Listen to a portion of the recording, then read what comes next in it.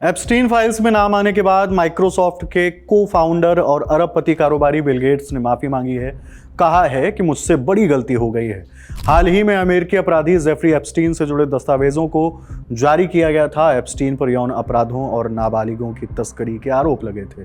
साल 2019 में जेल के अंदर एप्स्टीन ने अपनी जान दे दी, जिसके बाद उससे जुड़े कई क्लासिफाइड दस्तावेज सार्वजनिक किए गए। इन्हीं दस्तावेजों में Donald Trump, Elon Musk, Andrew Mountbatten Windsor जैसे कई बड़े नाम शामिल थे। उन्हीं डॉक्यूमेंट्स में बिल गेट्स का भी नाम था। इससे जुड़ी कुछ तस्वीरें भी वायरल हुई थीं। दावा किया गया कि बिल गेट्स के एप्स्टीन के साथ गहरे संबंध थे। दावा यह भी था कि एप्स्टीन ने बिल गेट्स के एक्स्ट्रा मैरिटल अफेयर्स और अन्य निजी गतिविधियों में मदद की। इन्हीं आरोपों पर अब बिल गेट्स ने माफ़ी मांगी है। वॉल स्ट्रीट जर्नल की रिपोर्ट के मुताबिक बिल गेट्स ने अपने चैरिटी फाउंडेशन के कर्मचारियों के साथ एक टाउन हॉल बैठक की। बैठक में उन्होंने स्वीकार किया कि एप्स्टीन के संपर्क में वे साल 2011 में आए थे, जबकि उन्हें पता था कि एप्स्टीन पर नाबालिगों के साथ यौन शोषण के आरोप हैं। बिल गेट्स ने यह भी माना कि उनकी एक्स वाइफ मेलिंडा गेट्स ने साल 2013 में उन्हें एप्स्टीन से दूर रहने की चेतावनी दी थी, लेकिन उस वक्त उन्होंने मेलिंडा की बात को अनसुना कर दिया। बिल गेट्स ने सार्वजनिक रूप से यह भी स्वीकार किया कि उनके 2 रूसी महिलाओं के साथ अफेयर थे। एक महिला ब्रिज प्लेयर थीं और दूसरी न्यूक्लियर फिजिसिस्ट थीं। उन्होंने ये भी साफ किया कि ये महिलाएं एप्स्टीन की शिकार नहीं थीं, लेकिन एप्स्टीन को इन संबंधों के बारे में पता चल गया था। बिल गेट्स ने जोर देकर कहा कि उन्होंने कुछ भी अवैध नहीं किया है, लेकिन उनके इन फैसलों ने गेट्स फाउंडेशन की छवि को नुकसान पहुंचाया है।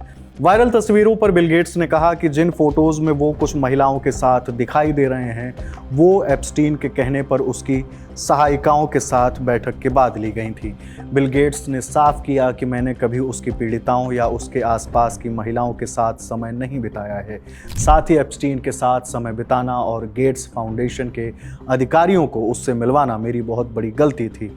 गेट्स ने कहा कि मेरी गलती की वजह से जो लोग इस विवाद में घसीटे गए हैं, मैं उनसे माफ़ी मांगता हूं।